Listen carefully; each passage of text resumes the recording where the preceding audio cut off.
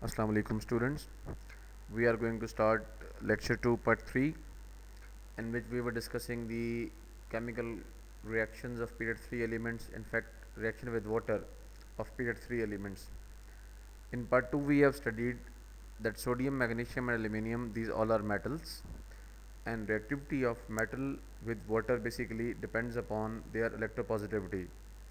Sodium being most electropositive among these three, so is highly vigorous, gives very fast reaction even with cold water.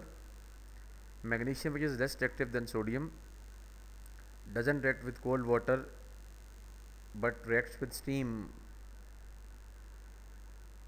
And similarly, aluminum, which is the least reactive than both sodium and magnesium, gives very little reaction with the water, also because of its less electropositivity, and also due to formation of aluminium oxide, which acts as a protective coating and stops the further proceeding of reaction. After first these three elements, then we are moving towards non-metals, that is silicon, phosphorus, sulfur, chlorine and argon. Remember, silicon, phosphorus and sulfur, they have no reaction with the water. They do not react with the water because of their very less electronegativity, you can say it. They don't basically displace hydrogen from the water, so they have no reaction with the water at all. When we are talking about chlorine, chlorine basically dissolves in water to form a greenish solution, and due to the reaction of chlorine with water, a reversible reaction occur. Now look, chlorine has a dipole-dipole force in which one of the Cl atom gets partially positive charge and other Cl atom gets partially negative charged. Now if we draw two Cl atoms through a single bond and water as HOH, in which H has positive charge and OH has negative charge. Now 1 H of water combines with 1 Cl of the chlorine to form HCl, and remaining OH of the water and the second Cl of the chlorine molecule, they both combine to form HOCl. Now reaction between chlorine and water happens in such a way that one hydrogen of the HOH of the water combines with Cl to form HCl, and OH of the water and the second Cl atom of the chlorine molecule combine to form HOCl in fact. Now this HOCl is called hypochlorous acid or chlorous 1 acid also, whereas HCl is typical hydrochloric acid. Now this hypochlorous acid is an unstable species which basically decomposes in the presence of sunlight to HCl molecule and oxygen molecule. Now in the presence of sunlight, the chloric 1 acid, that is HOCl, slowly decomposes to produce more hydrochloric acid, releasing oxygen gas. Oh, if we look at this reaction, then Belching reaction says that 2Cl2 plus 2 water, that will give us 2HCl and 2HOCl. If those 2HOCl molecule are decomposing, then 2HOCl molecule, they are converted into 2HCl and hydrogen gas. 2HCl and hydrogen gas. Now the net reaction becomes from the combining of these two. First reaction was Cl2 plus H2O gives us HCl plus HOCl. Now this decomposes. For decomposition, if we write the reaction, then it is 2Cl2 plus 2 water, that gives us 2HCl plus 2HOCl.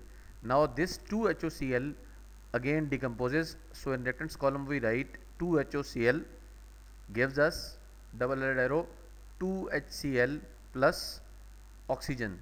Now combination of reaction 1 and the decomposition of 2HOCl, if they both are combined basically, then the net reaction comes out to be this. That shows the reaction of chlorine with the water molecule, and net we get is HCl, hydrochloric acid and oxygen gas. Remember, 2Cl2 plus 2 water gives us 2HCl plus 2HOCl. This 2HOCl molecule decomposes in the presence of sunlight automatically to form 2HCl, and two oxygen atoms are left, that will be O2. Now first and second reaction, when they are both added, then you will get this net reaction, which shows the overall reaction for the formation of chlorine and water to form HCl and oxygen gas. And at last we have argon species in period 3 elements, and we know that argon has complete valence shell, so again it will not react with water molecule. So if we summarize the reactivity of period 3 elements with water, then sodium is very fast or very vigorous, so gives reaction with cold water. Magnesium has very little reaction with the cold water but react quickly in steam. Aluminium's reaction with water is even slower than magnesium and sodium both, also due to less reactivity of aluminium and due to the formation of aluminium oxide that acts as a strong protective coating. Silicon, sulfur and phosphorus, they do not react with the water. Chlorine reacts with the water with the formation of HCl and HOCl that decomposes into Cl and HCl and oxygen gas. And finally argon again do not react with a water molecule. Now in second step we are going to explain the reactivity of period 3 elements with oxygen. We know that all the elements, whether they are metals or non-metals, they have the property to form oxides when they react with oxygen. So majority of the elements in this period, they react with oxygen. First of all, the metals, that is sodium, magnesium and aluminium at the start. So we know that metals being more reactive, when they will combine with oxygen, they will form oxides and they all will be ionic in nature. So in first case, sodium burns in oxygen with an orange flame to produce sodium oxide and sodium peroxide. Sodium oxide or sodium normal oxide is in which valency of the oxygen is -2. Here oxygen -2 and sodium +1, when they both will combine, then we will get Na2O, sodium's normal oxide. And for peroxide, valency of oxygen is -1. So here if it is -1 and here if it is +1, then this +1 and -1 combine to form is basically NaO, 2 oxygens. So automatically we have to find 2 sodiums with it for the combination as Na2O2. So sodium's reaction with oxygen to form either sodium normal oxide in Na2O or sodium peroxide, that is Na2O2. Again, reactivity of magnesium being metal is again less reactive than oxygen than sodium. So reaction of magnesium with oxygen also gives magnesium oxide, and that produces intense white flame. Being a student, we have to remember that sodium's reaction with oxygen produces orange flame, and magnesium's oxygen with reaction with oxygen produces white flame. And reactivity formation of oxide of magnesium, that is MgO, is comparatively a little bit lesser than sodium's oxide. Similarly, in the book not mentioned aluminium, but aluminium react with oxygen as well to form aluminium oxide Al2O3, but reactivity of sodium with oxygen is fast. Magnesium has less reactivity than sodium, and aluminium has even less reactivity than sodium and magnesium both. So first 3 elements which are metals, they all will produce oxides over here, and we know very well that oxides of metal are basic in nature. So sodium oxide, Na2O, magnesium oxide, MgO, they both are basic in nature, whereas aluminium oxide, if we form, then it is amphoteric. Amphoteric means it can behave as an acid as well as a base. Now then starts the non-metals. If we look at these, then silicon reacts with oxygen to form SiO2, silica, and being a non-metallic oxide, it is acidic in nature, SiO2. When it is mixed with water, it produces H2SiO3, silicic acid.